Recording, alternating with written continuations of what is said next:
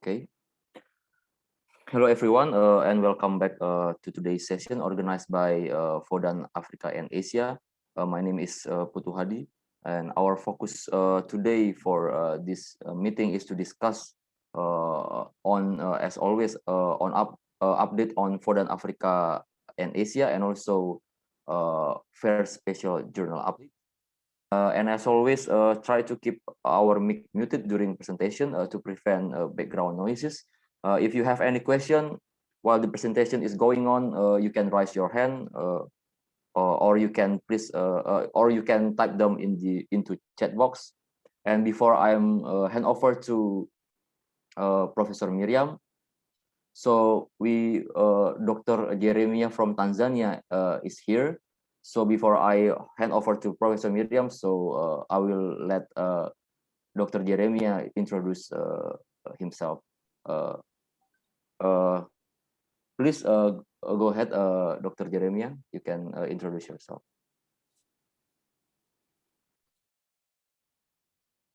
Dr. Jeremiah is here on my invitation. He is connected to LUMC. Dr. Jeremiah, would you kindly say a few words, if you feel comfortable?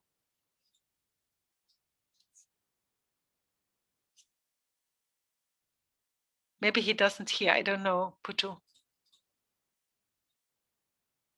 Okay, maybe Dr. Jeremiah can introduce himself later. I will hand over to you first, Professor Miriam.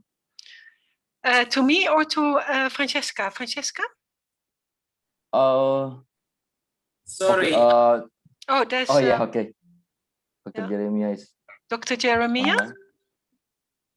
Yes, Okay. Dr. Jeremiah is online now. Yeah.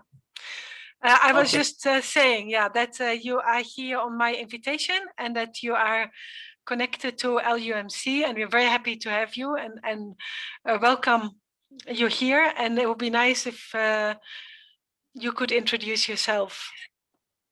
Okay. As I've been introduced, I'm very glad that Professor Miriam have invited me to join this talk. I think it's very important talk because it is the basis of our decision making. Because if you have data, actually you can make a very nice decision. And before knowing Professor, I knew Professor Pankras, who is also my supervisor. I'm now connected to Leiden University for looking ahead for the PhD. So I'm very glad because currently I'm in Tanzania working at KCMC as a doctor, but again, I have my background in laboratory science, so I work also as a lab scientist. So very happy to join this team, hope to learn more from you and also to share some new insights. Wonderful. And maybe just to introduce you to Professor Francesca, who is the coordinator of VODAN Africa. Professor, would you like to introduce this to Dr. Jeremiah? Thank you, Professor Miriam. We're happy to have you, Dr. Jeremiah. This is VODAN Africa and Asia. VODAN Africa and Asia stands for Virus Outbreak Data Africa and Asia Network. So we have membership in Uganda, Kenya, Ethiopia, Tunisia, Nigeria, and of course now we have Tanzania, and we have our colleagues in Asia providing support in Kazakhstan, in Indonesia, China, and of course Iran. And we have technical support from our colleagues in Europe, Leiden University and Tilburg University. And of course, there is the EPA, the European External Program for Africa, which also stands for European External Policy Advisor. We are the first phase of the project. Our aim was to bring Africa right into the fight against the COVID-19 through fair health data production. If you have attended many events, you see in most cases, the speakers will be like, oh, we don't have data from Africa. We have data from even as far away as New Zealand and Alaska and several other parts of the world. So Africa is coming right into the center of digital health data production to make sure that data from Africa, especially digital health, forms an integral part of analytics and decisions globally. So we have data stewards from these countries. We have PhD candidates and supervisors from this country. And then we also have advisors from these countries and this institution. You're going to find us very interesting. You're going to find us, you're going to find a home here. Everyone is welcome. And every contribution you're willing to make to this group, you're always welcome. We're happy to have you. I'm personally so excited because Tanzania is one place we have been working on making an inroad to, and we're happy to have you bring Tanzania to the network. Welcome, Professor Jeremiah. Thank you very much. Thank you, Professor Francisca. Glad and thank you for the introduction. Wonderful. Then, Francesca, how would you like to carry out the discussion today? Thank you, Prof. We have the document on the VODAN Africa collaboration for localization of CEDAR, access and control, and of course, facility management, which I'll present later. But then we would like to hear from Aliyah on the CEDAR localization team, what the team and the sub-teams on vocabularies and yes, they've been able to achieve the teams of Mariam and Aliyah. Would like to get an update from them. Also, the team led by Putu on access and control. We also like to hear from them. Tomorrow we have the meeting of the Board of VODAN Africa for Kampala. I will be happy to provide the report from this meeting. So when we hear from Aliyah, Miriam, and Putu, then I will also present the report on the VODAN Africa collaboration on facility management, localization of health data in Ethiopia, Ethiopia, Zimbabwe, and Uganda, and of course the access management. And then we'll also hear from Misha. He already supplied the URL to the spreadsheet on the special issue. Then we can take questions from members of the community. So if Aliyah or Miriam, if any of them is ready to provide an update on the CEDAR localization for the vocabularies team, we'll be happy to take that. Aliyah and Miriam, please. Thank you, Professor Francesca. So basically, I can give a short update from my side, and I guess Mariam will give an update from her team. So basically, we had a meeting last week with the team number 2, and the team number 2 get an assignment. And so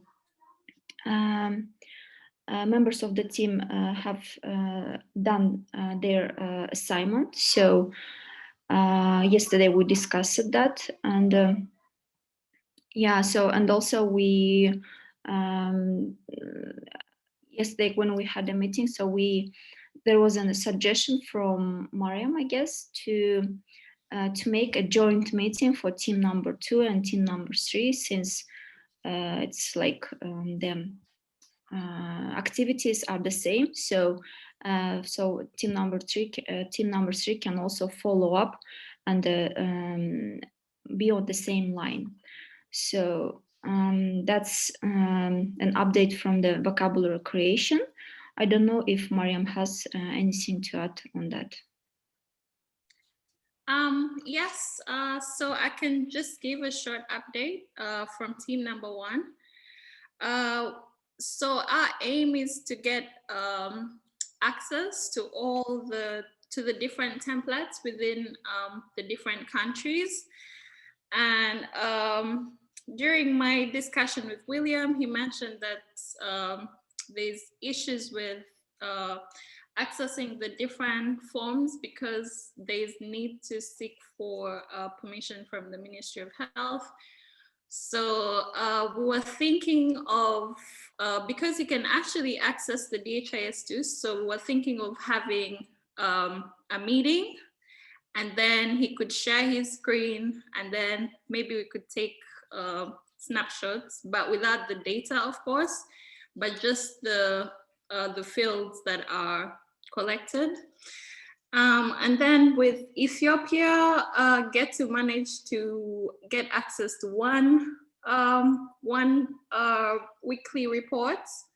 So doing a comparison with the one for Uganda, and we're still waiting for the other countries, but so far that's the update. If I can speak to that, Mariam, this links into the group that's working on access and control and the stakeholders involved. So I think that I'd like to ask Wandimo for advice on this, because I don't think that this is the right way to do this. I think we should make sure that we have the collaboration and that we have the template where we are making the machine readable vocabulary, that there is an understanding that we can use that one template of the HIS2 to do that, to make it seamless. We had a meeting yesterday with Dr. Wandimo and the team in Ethiopia. It was a very good meeting. Welcome, Dr. Wandimo. And let me ask your advice on how we should best approach this in order for the clinics and hospitals to have a seamless operation. It is the best that the machine readable vocabulary is based on the DHIS2 template as it's being used by the clinics and the hospitals. Then of course we need to have permission to see the entries for the DHIS2 in order to make the back-end machine readable vocabulary. Dr. Wandimo, how would you see this?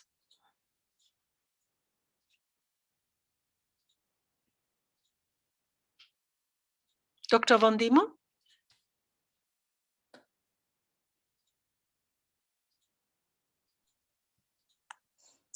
Dr. Wandimo is here. He's in the meeting. Perhaps he's having a network issue, but I'm sure he will speak up as soon as he's able to. I think. Hello. Sorry. Wandimo, yes. Sorry, my network may come again. Sorry, just I joined very lately. Yeah. So as we discussed yesterday for Ethiopia, Zimbabwe, and Uganda, we are working now on the identification of the stakeholders to have all the agreements correctly in place. I see Tigist is here, which is good. So in the meantime, the technical team is working on the creation of the machine readable vocabulary for the main patient record form that is being used in the hospitals and clinics. So we would then need to seek permission to see the DHIS2 form as it is used in Ethiopia and in Uganda and in Zimbabwe, so that we tailor make it. And my question to you is, how shall we best go about that in the context of Ethiopia?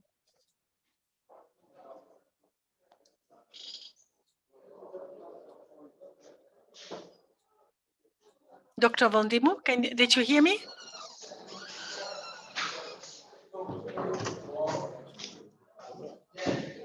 Hello? Hello? Did you hear me? Hello? Yes. I think he's trying to speak. Dr. Wandimo, perhaps you can type your response in the chat box if you're unable to speak due to network challenges. Yeah. Otherwise, Francesca, I would suggest. Hello, Prof. Yes. Are you hearing me? Yes. Okay. Thank you. Sorry, my connection problem. So I think the point is, as per our discussion, it has to be seamless for all health facility. So what we do is, it would be good also to identify the cases as far as we are using, the individual patient or individual record. It's quite difficult to come up on, all the services. So it has to be, start with some specific cases, and then we scale up it that one, because first we pilot it and then we scale up it. So the template has to be, we have to identify some few cases. For instance, for the COVID, maybe few hospitals and few health facility has, COVID cases, and it's not, integrated in all health facility, the COVID cases. So it's quite difficult to get that one. So in 20 health facility, we do have another cases. So we identify that cases, and then based on the template that is, based on the register that we have at the health facility level, we develop, the template in order to make it much readable. So I think we have to discuss and then make a decision on which specific cases we have to start the template development. Yes, I think that the decision has been that we will prioritize a general patient record, so that we have the most common across the clinics and the hospitals. So not a COVID-19 ECRF, but a normal patient record, the kind of the main incoming patient record. That is a decision that we took early on in order to make this relevant to the 20 clinics and hospitals that are included from Ethiopia, and then again from the other countries. Okay, if so, I think it would be good, as you say, outpatient registry has to be used. The outpatient registry is used main geographic characteristics of the patient, and also the main diagnosis for the patient. So I think I would suggest to use outpatient register. I think that would be good, because that might vary, from the hospital to health center. In the hospital, there is a specialty service, but still the intake is considered that in the outpatient. But in the case of hospital, we do have a different outpatient unit. For example, in Black Line, there are about 25 units. So we have to specify in the general, maybe we will use a triage or the entry point at some place. And Dasta is with us also. Maybe she will also give us some overview from the Black Line. But in the health center case, already we do have adult and under 5 children outpatient. So we can use the adult, and then we will continue accordingly. Exactly. For now, we just need to have the one that is the most used across, and that would also provide information that is then somehow relevant to the same in Zimbabwe and Uganda. I think that's really important for the minimal viable product. So if you suggest the outpatient record, then this needs to be checked with the Zimbabwe colleagues and the Uganda colleagues. From the Uganda colleagues, who would be the person coordinating that, Francesca? For Uganda, for now, we have just Miriam and the data stewards, but Miriam has the access to the hospitals, and the data stewards will have to work under her instruction. The 3 people we have from the hospitals, we need to consolidate with them. That is a Norbert from a case clinic. And of course, we have a Mariam and one other person from the Ministry of Health. But so far, it's only Mariam that we have from the hospitals. And I would also like to add that for Ethiopia, really, I know Dr. Wendimu has been in the team, but yesterday he has been so busy to participate. But it's going to be easier now, because we have Tigis and Ephraim from the Black Lion Hospital providing some additional support. And I can see Desta Ijo. He wasn't in yesterday's meeting, so Dr. Wendimu, you should please take a note to invite Desta to he's from Ethiopia, to our Monday meetings, so that as they are in this CEDAR localization team, They can provide some more support beyond the technical support, but operational support based on the experiences as a data analyst in the clinics. Thank you. Mariam, from your experience in Uganda, Wandimo?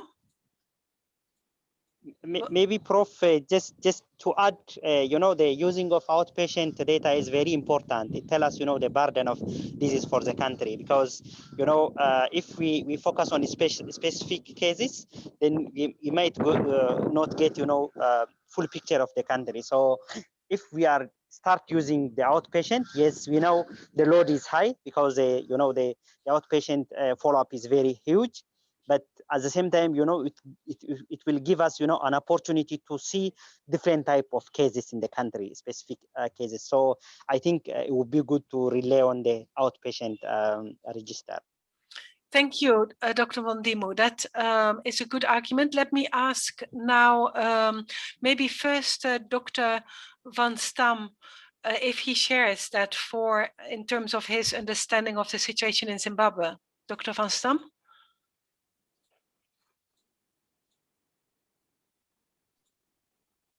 Are you on mute, maybe, Dr. Van Stam? Gajan is in the meeting. I've asked him to unmute.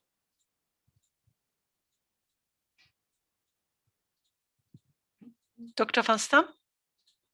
Otherwise, let me go to Mariam first.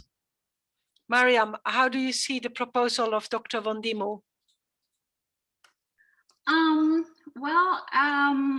I guess it's fine. Although our main focus for now, we had decided to put it on the weekly disease report forms, the ones that collect data on the different diseases like malaria, dysentery, typhoid. So, but Getu had shared a weekly disease report form, and so I was hoping to get the same from Zimbabwe, and then that could probably be our starting point.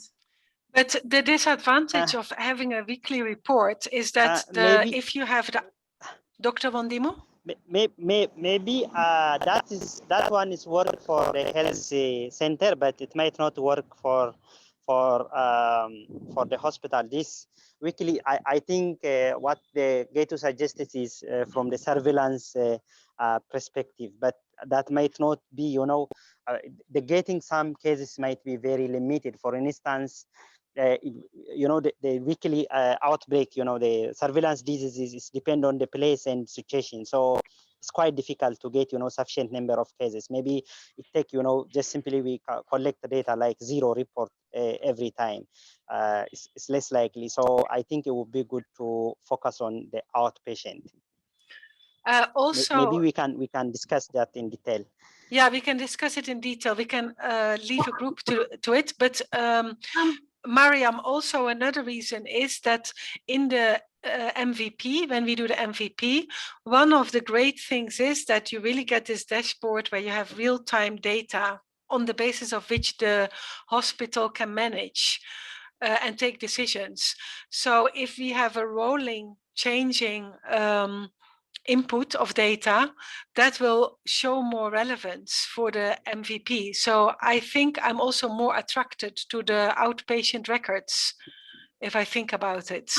Actually, I don't really understand what Wandimo means by outpatient records, because the weekly disease report is actually for outpatient and inpatient records. So, but why is it called weekly?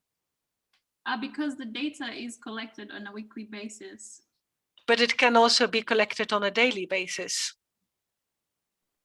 No, because there's weekly reports, monthly reports, and quarterly, then that is collected on a weekly basis. And so we can't really do daily basis. Dr. Wandimo, Dr. Wandimo. I got her point. Hello. I got the Mariam point, because we do have a weekly, daily, and monthly reporting format for key epidemic prone disease. For instance, for instance, in Ethiopia, there are 20 diseases that's supposed to be, reported in a weekly basis. And also there is a disease which is supposed to be reported in a daily basis, like, for example, COVID and also polio, this epidemic prone disease. So we do have a different information system. This is the one is that they are using is, surveillance information system. This surveillance information system is based on the weekly base. For example, if malaria cases is identified, and then it's supposed to be reported in a weekly base. But my suggestion is, yes, that's also good, but it varies from the perspective to perspective. For instance, in Addis, we can't get the malaria cases.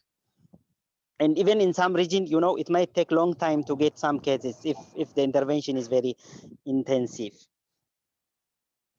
So, Francesca, you wanted to say something.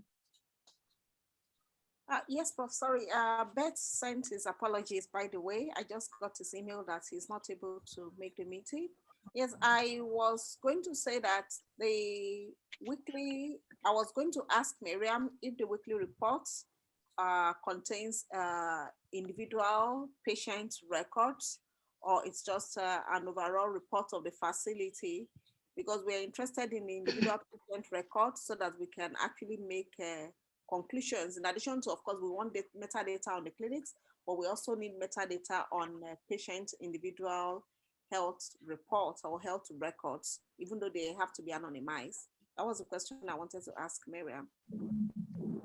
Exactly. I couldn't find the button to unmute, so but on the Zimbabwean side, the DHIS2 is used for monthly reporting on the status of the health facility, not for individual health records. There is another system being implemented nationwide, actually several systems. So it depends if you want to have the individual health records, then you have to go to Impilo. If you want to have metadata on what the performance of the individual unit is, then it's DHIS2. I think the point is to have the individual health records, because you want to maximize the data return to the facility to see the value of the data for management of the facility. And the beauty is really that it is changing in real time. So you don't want to have monthly reports. You could just print them and send a document. So the point is really here that it is a changing dashboard. Exactly. So the meeting started with explaining that DHIS2 information was standardized and welcome, but not all the countries have implemented DHIS2 on the individual patient level. I know they have developed some COVID patient level templates in DHIS2, but I'm not sure where it's implemented. In Zimbabwe, we have got Impilo for that.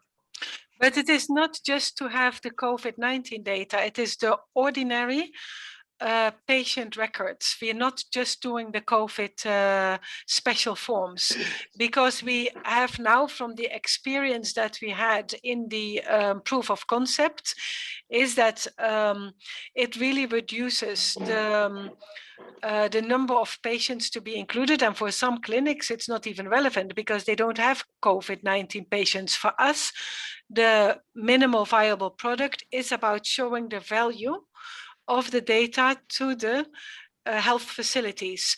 So it is not a priority for us to have COVID-19 data in that sense. What we need to have is the largest bulk of patient data. Patient record, individual patient records. All Impilo in Zimbabwe captures all data except for the HIV database, which is being integrated right now, by the way. And how should the permission be obtained to use a Impilo form to make it into a machine readable vocabulary, which would then be the front before putting it into Impilo? So the Impilo would still be continued to use, because the principle is, for it to be seamless.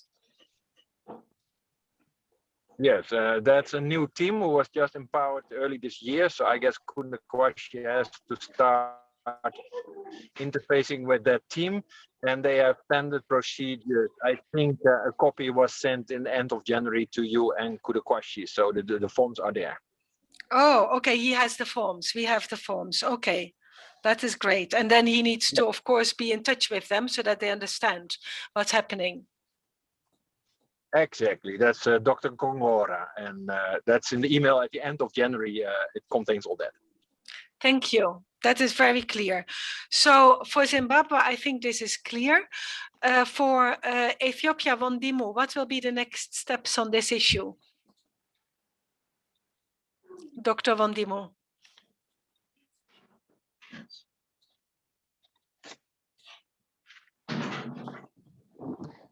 Hello, Prof. Yes. The next issue is just once we decided on the template, then the team from Ethiopia will join and then start working on the machine readable and also the team on access and control. So just we will start on the operational activities. Okay, so maybe just I'm also asking Dr. Ghecham, maybe could we confidentially share the pillow form from Zimbabwe so that you can reflect from Ethiopia what is the closest? Because if we have some similarity in the patient records that you use, then that will maximize what we get out of this minimal viable product. Yes, we'll share what we have. Impilo is very much in process to be developed. Most records are still in paper only, I'm afraid. Yeah, but it is just to know the records, right? And then we can digitalize. That can be digitalized. Yes, I hope Yeah. that is already explained. But I think so. Yes, all that data is available. I'll send it. I resend it after this meeting. Thank you. Then Dr. Vondimu, we will we'll confidentially share with you. Okay. Thank you. I think that's great for us. All right, and then we will be informed about the same on your side. And then Mariam, are you comfortable in taking this forward at your end? Yes, sure. All right. Okay, then thanks. It was a very important discussion. Back over to you, Dr. Francesca, Professor. Thank you, Professor Miriam. That was an excellent discussion.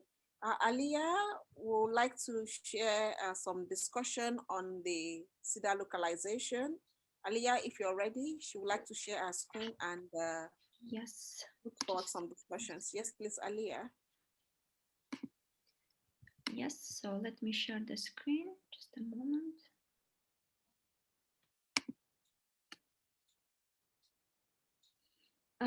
So hi everyone.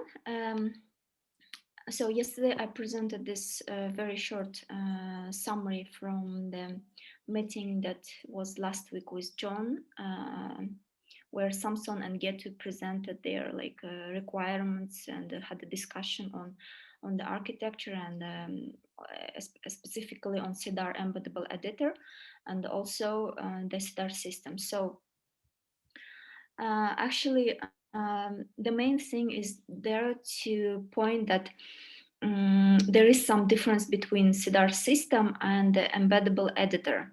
So actually, so the embeddable editor has everything that CEDAR system has, but we can't create and modify templates there.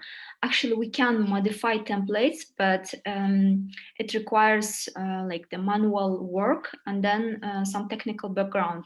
So templates are created in CEDAR system and modified there, and then imported to embeddable editor. So then the further work can be done at the embeddable editor site. Yeah, so this is just a short description. So if you have the template in CEDAR system, you would be able to use that in the embeddable editor, but it doesn't work the other side. So if you want, you can't create a template in the embeddable editor, so that's why you have to make sure that the templates are created in the CEDAR system. So, and this is the some reflection that I did yesterday on the architecture. So this is the only clinical site. The research and site is basically the same. So I put away input, input, because the input is done at the CEDAR embeddable editor. So we can input data at this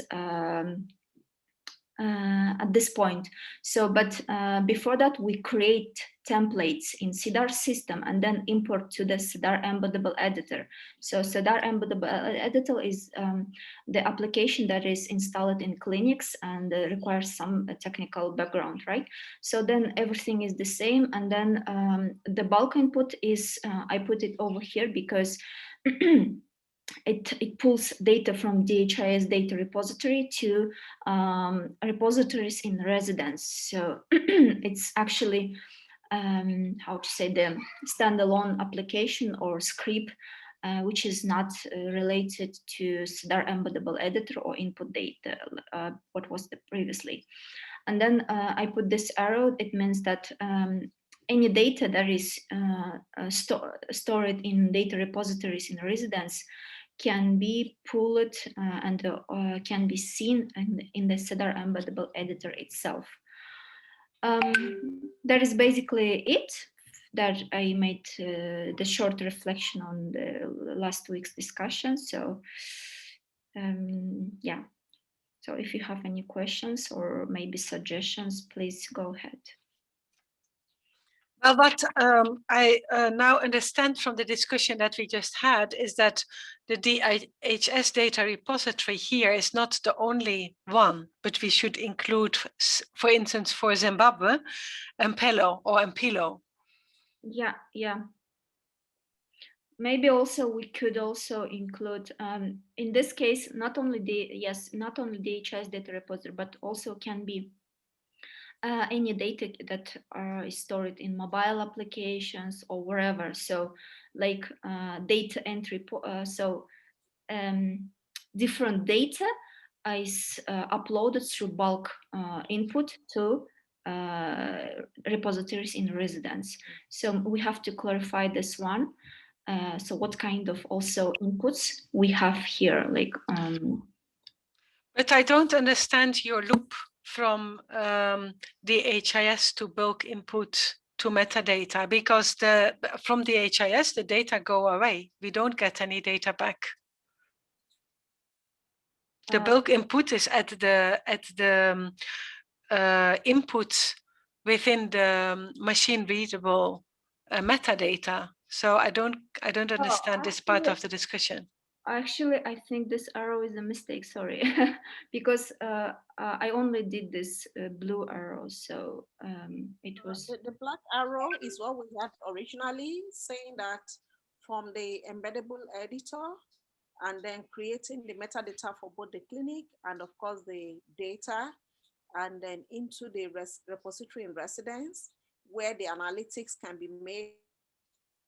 Oh, yeah, actually, this is arrow, which is the hospital, the clinic, that's the health facility dashboard, and then our own data points and the VODAN dashboard. And of course, then to also go to the DHIS, which is the system already existing.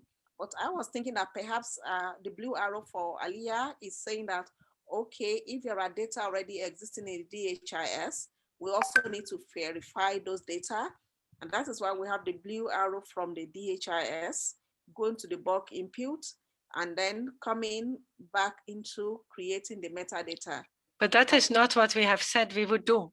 We have only said that if we have large data, we will bring them in the repository to bring to DHIS. I don't think our objective is to do anything with verifying DHIS data. Yeah, so maybe Aliyah can provide more explanation on that, on how the data from the DHIS happens to come out through the blue arrow to bulk input and then to the repository in residence. So actually, the aim is here that data which is stored in DHIS data repository are uploaded to repositories in residence. So I don't think that is feasible, Aliyah, because that means that we would have an agreement with the HIS, which we have not sought. This is where we are putting in the data is at the starting point. So the upload, the bulk input is correct where it used to be. And the thing here on the CEDAR system is really not relevant because the CEDAR system is just providing us the vocabulary. That's a technical tool, but the information goes from the data input individual or in bulk in the embeddable editor. And then where it is then taken through the vocabulary that is integrated there through the templates. And then from there, it is reposited in the residence storage. Yes, but we can't create templates in CEDAR embeddable editor. Yes, because you create, well, I mean, you can, you have the templates and the templates are put in the embeddable editor. But for the user, the experience is that he will go to the embeddable editor and he clicks on this template or that template. Well, okay, so you mean from the user's perspective, I did this from our perspective, so that's why, yeah. So but even from our perspective, we cannot take data out of DHIS. Right. Okay. So we took it once, right? So as I understood at the very beginning of the project, and that's it, right? It has to go, in my view, we have to use the architecture as we had it. My question is, we only once get the data from DHIS repository with the bulk input and that's it, right? No, it's wrong. We don't have any data from DHIS. So if there is data like Dr.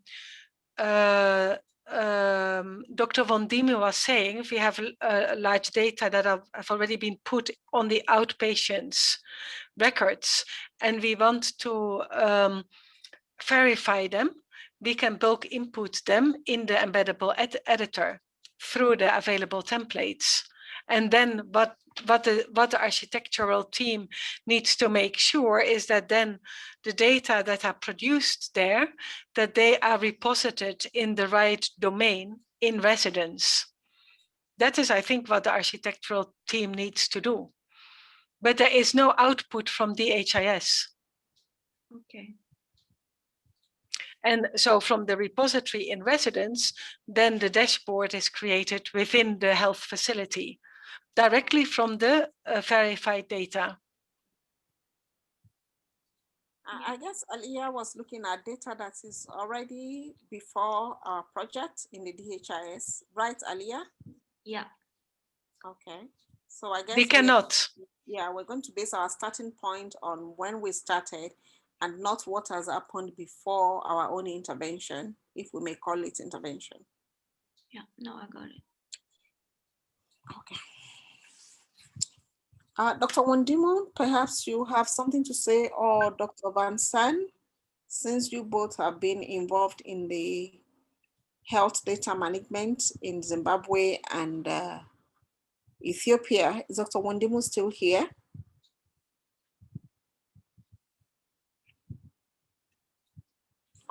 So, Aliyah, what is important that you do in the architecture group is that you inventorize all the steps that connect the arrows of the original architecture and what needs to be programmed to create that into a connected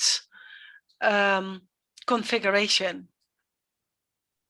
In this case, like for instance, I think including like the CEDAR system would be more fair because it also needs to, how to say, inventorize. We need to inventorize the step for CEDAR system itself and then for the CEDAR embeddable editor because the like the importing templates to the CEDAR embeddable editor takes time, right? And then the programming for this, so we need to write requirements for that. So just taking away CEDAR system from the architecture, I mean, like just we can. So no, we're not taking CEDAR from the architecture. The templates are CEDAR-based templates.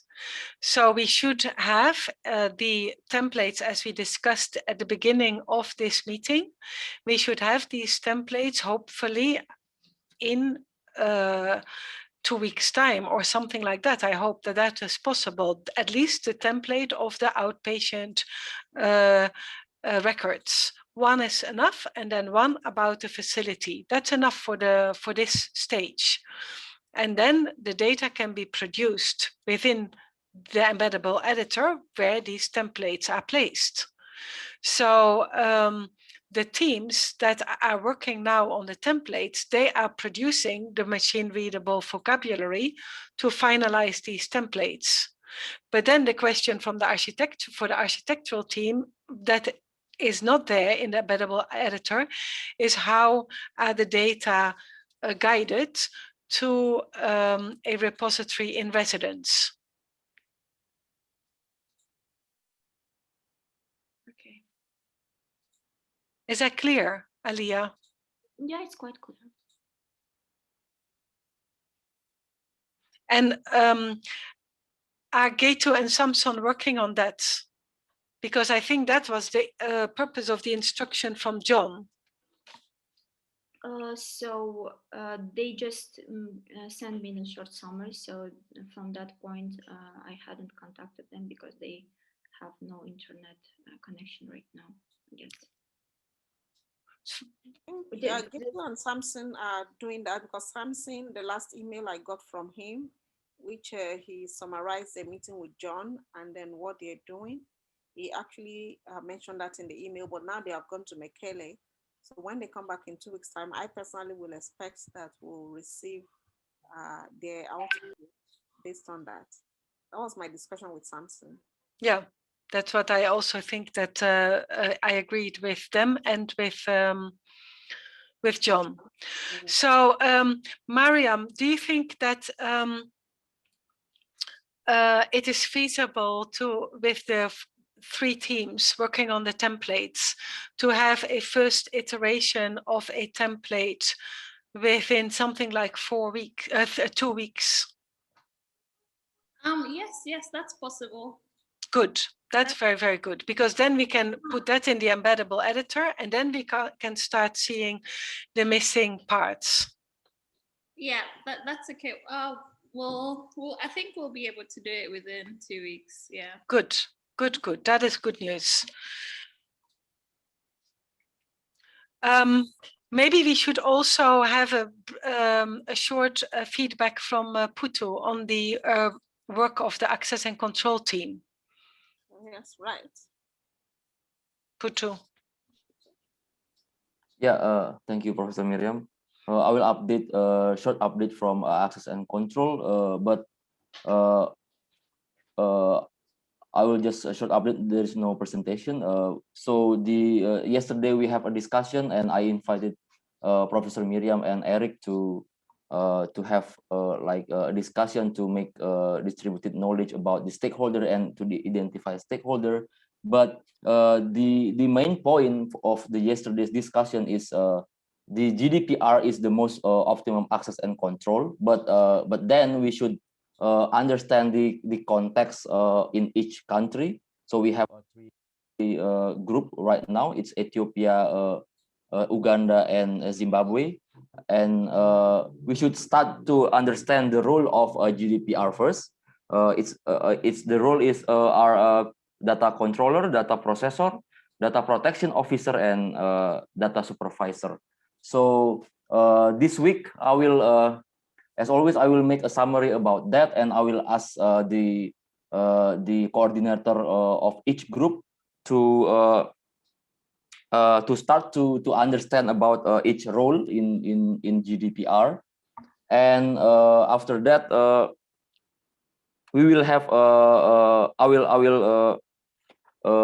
ask the coordinator to gain information for make a short research about the roles in GDPR in each context, and then after that we will discuss next week about what is the finding of that in each group, and then we will start to plan the next step for that. But for this week, I will make sure that the understanding we have the same understanding of the GDPR rule first, because that's really important to start the access and control.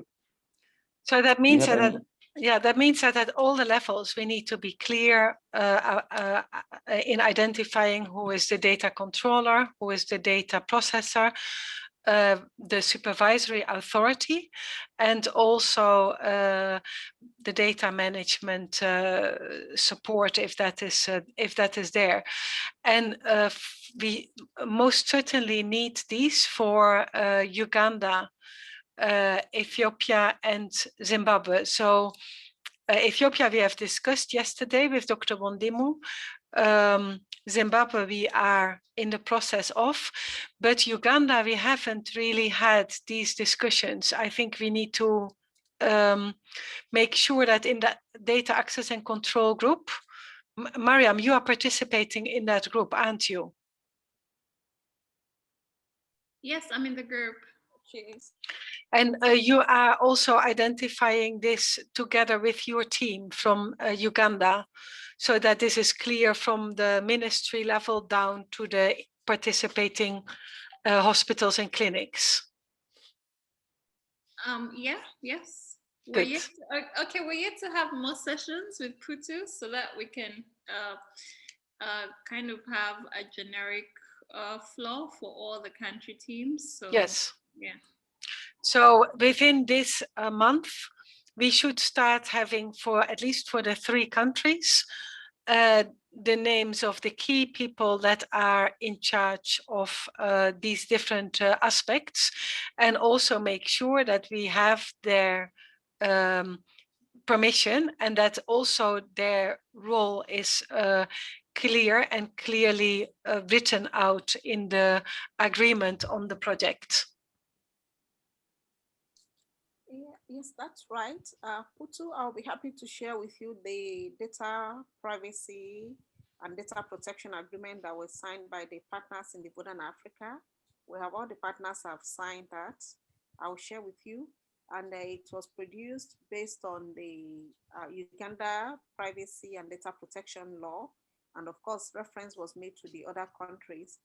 I would also like to add that we should consider doing this for all the 6 countries in the network, so that when we need to expand to Tunisia, Nigeria, and Kenya, we don't have to start this all over again. So we have representatives from these countries in the access and control team. Let us also complete that identification process for all the countries, and then we can keep that of the 3 countries in view as KIV. And then when we need to expand to that, we don't need to redo the process all over again. I think that is good. That means that also, for instance, for Kenya and the identification of the forms, it means, William, that you would need to perhaps go back to Dr. Reginald and Dr. Asma and identify these different roles of the supervisory role and the data controlling and processing role, so that then from that level the correct form can be identified and that is given to us. So we don't want to work with anything that we're not allowed to have. So that is the case for Nigeria, but certainly the case for Kenya, and also for Tunisia, but of course Tunisia, it's the university proper which is in charge. So especially Nigeria and Kenya, before we do the templating, we need to have the agreement that we are working on this with the appropriate supervisory permission. William, is that hopefully clear? Yes, it is very clear. Thank you. Okay.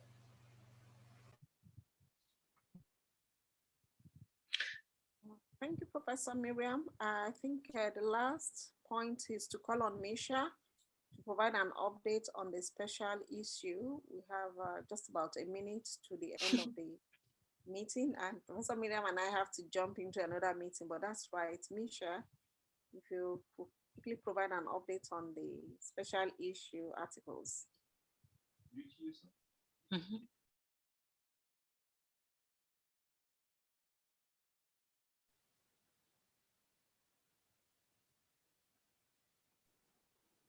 Misha?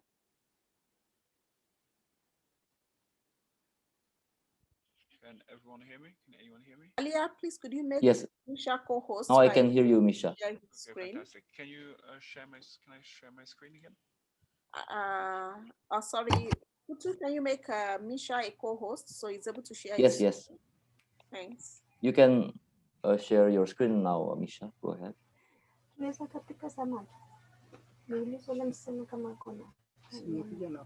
Okay, so you can see the Excel sheet. So today we have done, this week we have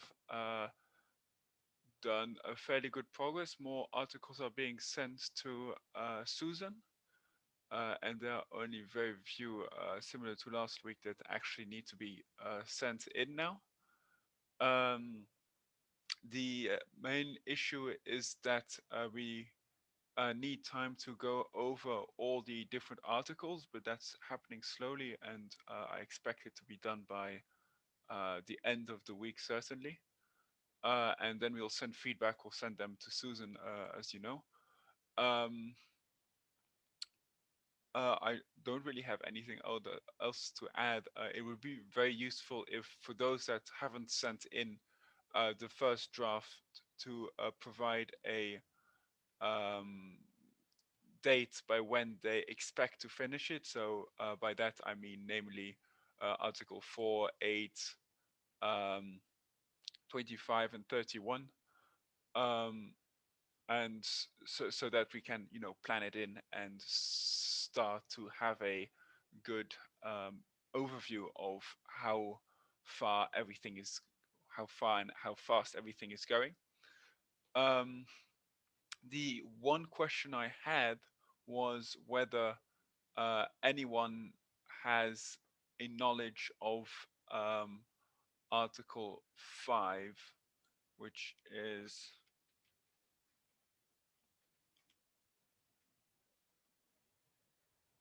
sorry, pardon me.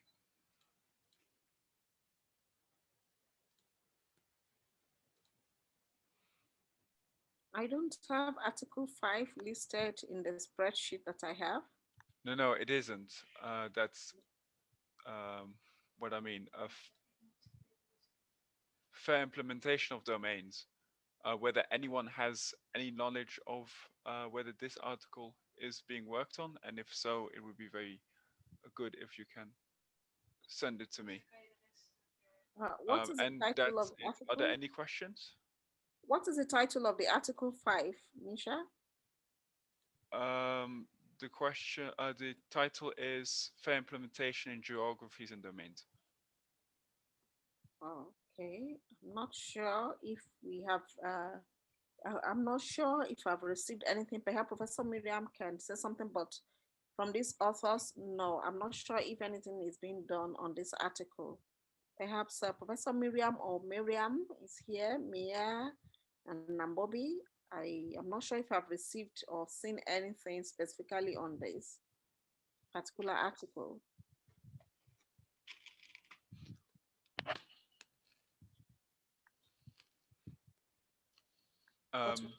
We can reach out to the authors, but for me, no, I haven't seen this. And are there any other questions?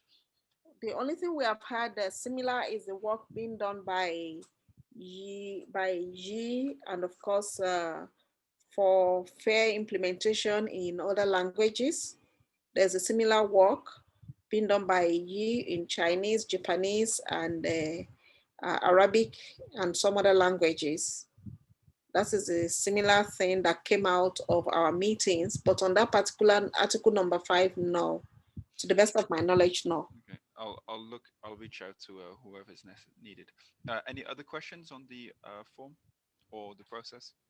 Yes, on 18 and 19, I can confirm that that is being worked on and should be out. The final edits should be out before the end of the week. On number 18, I actually have it open in my system. And for 19, Kathy reviewed the article and provided some 19. feedback, which 19. I know the authors are also working on. 18 and 19, yes. Number 18 and 19. 18 is going through final edits. It's actually open on my system now. And 19, I know Dr. Sakinat and Ezekiel are also taking a look because it's a technical article. And Kathy made some points, but it also points to what we have been trying to do. There is this dichotomy between Africa and Europe. Mainly the machine learning in Africa is all about theoretical concepts, while in Europe, it's all about practice and application. So Kathy was reviewing the article from the practice and application point of view, while the authors made the paper from the theoretical point of view. So we're trying to find a kind of a middle ground based on Kathy's comments on the articles, on that particular article, actually. Okay. And are there any other questions on the form or anything else? No? Okay. Great. Thanks. Thank you, Misha. So I will hand over back to Putu to go into the closing formalities. Professor Miriam already left because we have another meeting. Yeah. 3. Yeah. Thanks. Okay. Thanks, Professor Francisca, because it's now 10. Sorry, it's I will finish. I will close this meeting right now. So thank you, everyone. It's an honor to organize this meeting. As always, the video recording of the webinar will be available in every channel, such as a website, YouTube, Slack, OSF, and also I will upload it on WhatsApp group. So thanks again for joining us. We will see you next week. Bye.